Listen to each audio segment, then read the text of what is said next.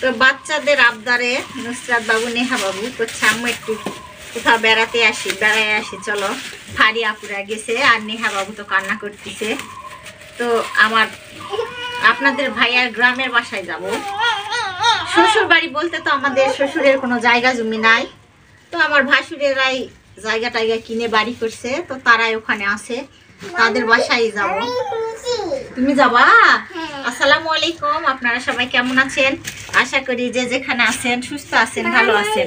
আপনাদের দোয়ায় আল্লাহ তাআলার অশেষ রহমতে হ্যাঁ হ্যাঁ আপনাদের দোয়ায় আলহামদুলিল্লাহ আমরা বাড়িতে চুপ আমরা বাড়িতে সুস্থ এবং ভালো আছি।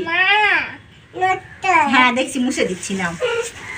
এত বাচ্চা কথা বলে। তো নেহা বাবুকে কেমন লাগতেছে?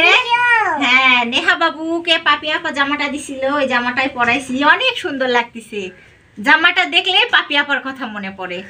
তো গাছ থেকে সিম উঠাই দিছি আপনাদের ভাইয়া, যে আমার গাছে টাটকা টাটকা সিম ছিল, সিম। আর আমাদের বাসায় একটা দুলা ভাই আলু আনে দিছে, আপনাদেরকে দেখানো হয় নাই। তো সেই আলু একটু আমার জায়ের বাসার জন্য নিছি। ওরাও সব কিছু কিনেই খায়, আমরা তো গরিব মানুষ, সব কিছু কিনেই খাই। তো এই জন্য ফ্রিজে একটু মাছ ছিল, নিচ্ছি। দেখি বাবু, দুধ আছে, দাঁড়াও নিয়ে আসি, ক্যামেরা অফ করতে।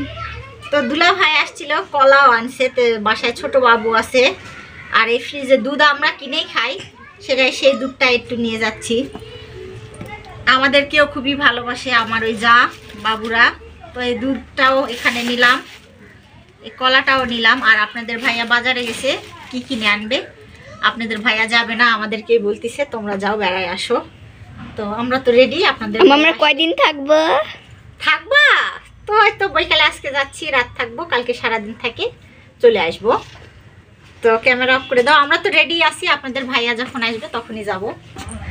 নুসরাত মামুনিও রেডি। নুসরাত মামুনিরাই যাবে, ফারিয়ারা বাসায় নাই। ঢাকায় চলে গেল, আমরা একটু বেড়ায় আসবো। স্কুলও কালকে বন্ধ আছে, বেড়ায় আসে আবার। হ্যাঁ, সামনে রোজা আছে। নেহা বাবু কোথায়? যাও তো বাইরে দেখি, নেহা বাবুকে ডাকো। এই যে দুই বোন রেডি হয়ে দাঁড়ায় আছে, আপনাদের ভাইয়া আসলেই আমরা যাব। নেহা তাকাও এইদিকে, তুমি রেডি? ও রেডি, তুমি রেডি? তো আমরা কোথায় যাব?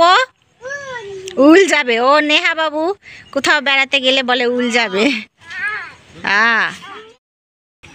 তো রিক্সা আসছে, আপনাদের ভাইয়া মিষ্টিও কিনে আনছে। এখন আমরা যাচ্ছি। এই যে নেহা বাবু রিক্সা আসা, উঠি।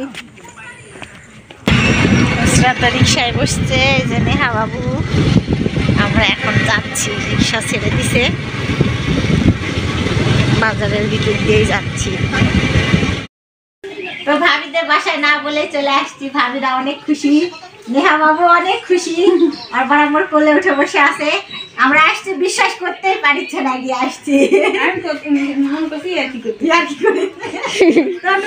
বলেছে যে আম্মু চলো বরাবর বাসায় যাবো, চলো বরাবর বাসায় যাবো। তো এই জন্য এও কান্না করিচ্ছে, ফারিয়ারা নাই। তো আম্মু ভালো লাগিচ্ছে তোমার? ভালো লাগিচ্ছে? ওই খেলনা নিবে, সেই খেলনা নিবে। আচ্ছা। তো জায়ের বাসায় আসছি, আর আমার বড় বোনের মতো বলছে যে মা নাই, যখন মনে পড়বে চলে আসবো আমার বাসায়। তো না জানে আসছি, অনেক খুশি হয়েছে আমার যা। আমরা তো বেশি বড় লোক না, আমরা মধ্যবিত্ত, আমরা গরিব মানুষ, তো অনেক ভালো। হ্যাঁ মা, হ্যাঁ বাবা। তো আসছে, কি খাবো না খাবো সব কিছু বলতেছে, যে ভাগা বানায়, পায়েস বানায়, এটা সেটা নানানটা। তা আমি দেখতেছি যে বড়ই আনে রাখছে ভাবি। তো ভাবিকে বলতেছি যে ভাবি এবারে না বড়ই মাখা খাওয়া হয় নাই। তো নিজে হাতে মরিচটা মাখছে। এখন এই যে ওই সব নিবে। নেহা বাবু দেখেন খালি দুষ্টামি করে। আসো আসো আসো, তোমার বড় আম্মু মাখছে, এখন খাবো। নেহা, নুসরাত আসো, তুমিও তো খাও, আসো। তো এখন সন্ধ্যা লাগছে, ইনশাল্লাহ ধীরে ধীরে জায়ের বাসায় কি করব সব কিছুই আপনাদেরকে দেখাবো। আর আমার জায়ের রুমের ভিতরে রান্না করে, এখানেই একটা ছোট্ট রুম, এটাই রান্নাঘর। এখনো সব ক্লিয়ার ভাবে করে নাই।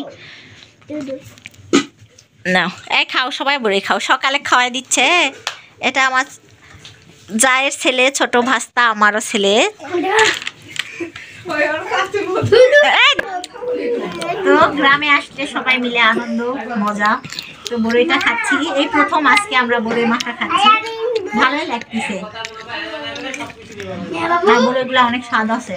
আর তুমি চাটনি নিছো কে? খাইতে পারবো না? আচ্ছা। বড়ই মাখা খাওয়া দাওয়া করার পর অনেকই তো ঝাল লাগছে, ঝালই খাইছি আমরা।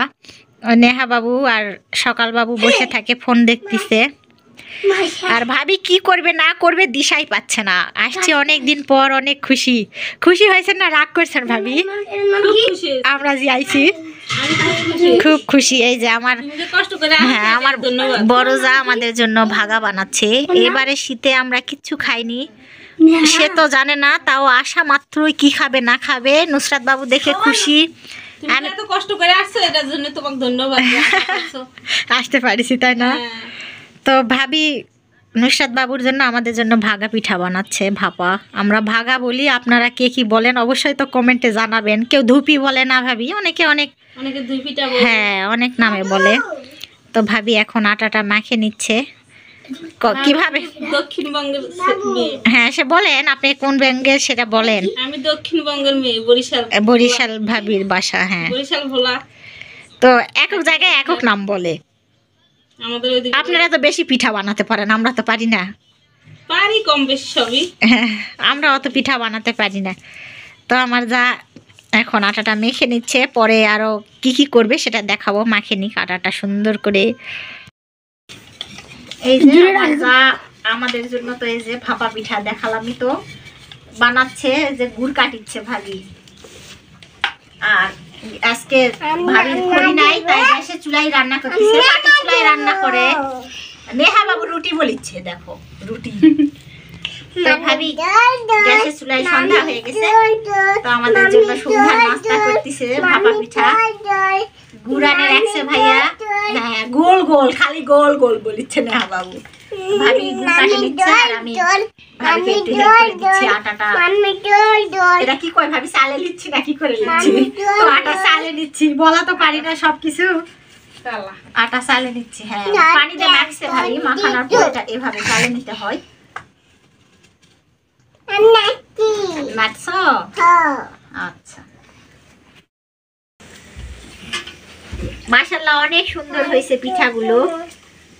তো ভাপা পিঠা উঠছে আর আমি ভাবিকে রেডি করে দিচ্ছি। আর কি সুন্দর পিঠাগুলো উঠছে, এত সুন্দর হয়েছে। ভাবি পিরিজের মধ্যে করতেছে, দেখেন আমাদের নতুন। এটা আমারও শিখা হলো যে পাতলা পিঠা বানাতে গেলে পিরিজের মধ্যে উঠানো হয়। শিখার কোনো শেষ নাই, যতই বয়স হোক শিখার কোনো শেষ নাই।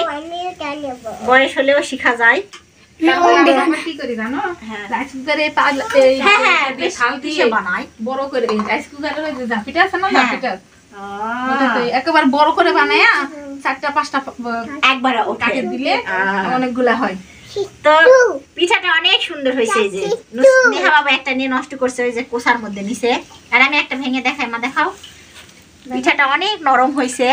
আর চুলার পারে বসে থাকে খাইতে যে কত মজা। তো ভাবির খড়ি ছিল না, এই জন্য গ্যাসের চুলার পারে বসছি আমরা। আমার যা মাটির মধ্যে রাখছে চুলাটা, মাটির মধ্যে বসে থাকে আমরা খাচ্ছি। আর আর নেহা বাবু খালি ঝগড়া করতেছে। বসতে দাও চলে, নে বাবু বসতে দাও। নুসরাত ক্যামেরা অফ করে দিয়ে তুমি পিঠা খাও না। বড় ভাস্তা ভাবির বড় ছেলে গেছিল ওয়াজ মাহফিলে, সভা হচ্ছে, সবার বাড়িতে গেছিল, ওয়াজ মাহফিল শুনে আসছে। আর কি কি কিনে আনছে দেখেন। আমরা আসছি, আর ছোট বোনেরা আসছে। সোয়ান বাবু আনছে গুড়ের জিলাপি, আলু ভাজি। ওইটা কি ভাবি? এটা পেঁয়াজি। পেঁয়াজি আনছে, বাদাম বাদাম, পাপড়। তো নেহা বাবু নিয়ে তো বসছে পাপড় আর বাদাম। আর বড় আম্মু বসে আছে, ওগুলা খুলছে। তো এগুলা আনতে হবে কে আব্বু তোমার? এলে কে খাবে? আমরা খালাম না, ভাগা খালাম, পিঠা খালাম। আবার তোমার টাকা খরচ করে এগুলা আনা লাগবে। অনেক কিছুই তো আছে বাসায় খাওয়ার। মাথায় কি দিবে ওর? আচ্ছা খাও, সবাই খাও। নুসরাত এখানে বসছো কা, যাও খেয়ে নাও, যাও তুমিও খাও, বাদাম খাও, আসো। তো সকালে উঠছি, ভাবি উঠে রান্না বাড়ি করছিল, খাওয়া দাওয়া করে একটু বাইরে গেছিলাম, ঘুরে আসছি। সেগুলা তো আপনাদের সঙ্গে শেয়ার করা হয় নাই, যাব আবার যখন ঘুরতে তখন দেখাবো। আর আমার ছোট মেয়ে খাটের উপরে কি করছে দেখেন, বাদাম আনছিল সোয়ান বাবু কালকে, বাদাম তো সব কিছুই দিছে, মিষ্টি সব কিছুই খাইছি, আর বাদামও বসে থেকে খাচ্ছি। আর আমার বড় যা সেলাই করতেছে। আর নেহা বাবু এটা কিনেছ এখন, এটা মেশিনের না? হ্যাঁ মেশিনের। আর এই যে আমার যা সেলাই করতে বসবেই না, আমি হ্যাঁ ডক্টর, আমি ডক্টর না, আমি ডক্টর না। তো ভাইয়া বাজারে গেছে বাজার করার জন্য। হ্যাঁ মা, আচ্ছা ডক্টর। মাছ রান্না করছিল সকালে, ভর্তা বানাইছে, ভাতই খাইছি আমরা। তো ভাতই রান্না করছে, ওলা রুটি তো খাইতে ইচ্ছা করে না, তো ভাতই করছিল, একটু করে ভাত খাই ঘুরে টুরে আসলাম। এসে আবার ওই যে নাস্তা সবকিছু। হ্যাঁ আচ্ছা কেটে গেছে, ঠিক করে দিলাম নাও। তো খেতে ভাবি আবার বসেই আছে, করছে তোমার ভাইয়া সেলাই করলে বকাবকি করবে। বলছি না সেলাই করেন। তো নতুন মেশিনটা আমার যা কিনছে, ওভাবে সংসার বসে থাকে কি করবে, দিনপর তো চলতে হবে, দুইটা বাচ্চা। আর আমার ভাই তেমন কিছু কাজ করে না, আর ভাবিও বসে থাকে কি করবে, সেলাই করে। তো মেশিনটাও কিনছে লোন দিয়ে, তো আমাদের তো অত নাই, তাই আমরা বলবো যে নিজস্ব টাকা দিয়ে কিনছি। তো ভাবি এটা লোন উঠায় কিনছে, তো তাকে আবার সেলাই করে লোনও শোধ করতে হবে, আবার সংসারও চালাতে হবে। তো এই জন্য সেলাই করতেছে। আর মেশিনটা অনেক সুন্দর হয়েছে। কত দিয়েছেন ভাবি? 30,500। 30,500 টাকা দিয়ে মেশিন কিনছে। তো আর আমাদের বাসায় তো আছে, আমি এটা কিনছি 7,000 8,000 টাকা দিয়ে টাকা চলার জন্য। হ্যাঁ ওগুলা দিয়ে আর এলা সেলাই হবে না। তো তো মেশিনটা অনেক সুন্দর সেলাই করিচ্ছে। আর আমার বাড়ির তো গরু ছাগল এগুলা দিয়েই তো সব, এগুলা কি কখন করবো, এগুলো ভাঙে যায়। তো আমার যা সেলাই করতে করতে দেখেন সুচটা ভেঙে গেছে, বিপদ। এই অনেক দিন ধরে করে নাই, তো হঠাৎ করে করতেছে, একটু ভয় ভয়ও করিচ্ছে। হ্যাঁ মা, আচ্ছা। তো এখন আপনাকে মিস্ত্রিও হওয়া লাগবে, দেখেন সুইটা নষ্ট হলো, এখন মিস্ত্রিগিরি করেন। সুচ ভেঙে গেছে ওখানে, এখন সুচ লাগাবে ভাবি। তো এটাই আমার ভাবির থাকার রুম, সুন্দর মাশাল্লাহ ঘর বাড়ি করছে, আল্লাহ দিছে, করতে পারছে। আর আমরা তো এখনো করতেই পারিনি, না আমাদের জায়গা আছে না আমাদের বাড়ি আছে। এই নুসরা, নেহা দেখো কি নিচ্ছে, গাড়ি নিছ, ট্রেন গাড়ি নিছ, তো নাও। এটা একটা আমার বড় জায়ের বেডরুম, আর এটাও একটা বেডরুম, ছোট বাচ্চাটা থাকে, আবার রান্নাও করে। এই যে এখানে করে রাখছে বাথরুম, গোসলখানা হবে। তো ধীরে ধীরে করিচ্ছে, সামর্থ্য অনুযায়ী করতে পারছে, পুরা বাড়ি ধীরে ধীরে কমপ্লিট করিচ্ছে, থাকার মতো করে নিছে।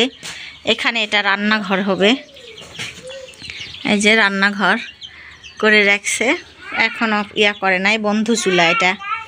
হ্যাঁ মা, আমি একটু ঘরটা দেখাচ্ছি, দাঁড়াও তোমার বরাম্মদের।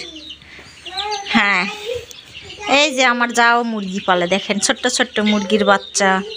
গ্রামের বাড়ি ঘর, অনেক সুন্দর পরিবেশ। এপাশে ভাবি এই ঘর একটা নতুন, এই ঘরে আলু রাখছে, এই যে কলার মগজ, বালু ঘরের ভিতরে উঠায় রাখছে, গ্রামের বাচ্চা কাচ্চারা নষ্ট করে। আর খাড়া টিন করছে, এখনও এই ঘর ইয়া করে নাই। আর এটা সোয়ান বাবুর বেডরুম, বড় ছেলে এখানে থাকে। তো আল্লাহর রহমতে অনেকটাই ভাবিরা আগাইছে, 4টা রুম করছে, রান্নাঘর, গোসলখানা। হ্যাঁ বাবা, পড়ে গেছে, তো মোছো তুমি। ধীরে ধীরে করতে পারছে, আল্লাহ সহায় আছে। আর বড় বাবুটা পড়াশোনাও করে, আবার পাশাপাশি একটু কাজও করে, তো করতে পারছে। এই যে বাবু আবার আসছে, নেহা বাবু। এই রুমে আমরা ছিলাম রাতের বেলা, সোয়ান বাবুর রুমে। তো আজকে ব্লগটা এই পর্যন্তই। আপনারা সবাই ভালো থাকবেন, সুস্থ থাকবেন, আমাদের জন্য বেশি বেশি দোয়া করবেন। আমার চ্যানেলকে যারা সাপোর্ট করছেন, হ্যাঁ মা কুকা, তাদেরকে অসংখ্য ধন্যবাদ। যারা এখনো আমার চ্যানেলকে সাপোর্ট করেন না, প্লিজ আমার ভিডিওটা কোনো জায়গায় কোনো অংশে ভালো লেগে থাকলে অবশ্যই লাইক কমেন্ট শেয়ার প্লিজ দয়া করে দিবেন। আমি নতুন, আবারও বলতেছি, আমার কোনো ভুল হলে অবশ্যই মাফ করে দিবেন। আসসালামু আলাইকুম, সবাইকে আল্লাহ হাফেজ।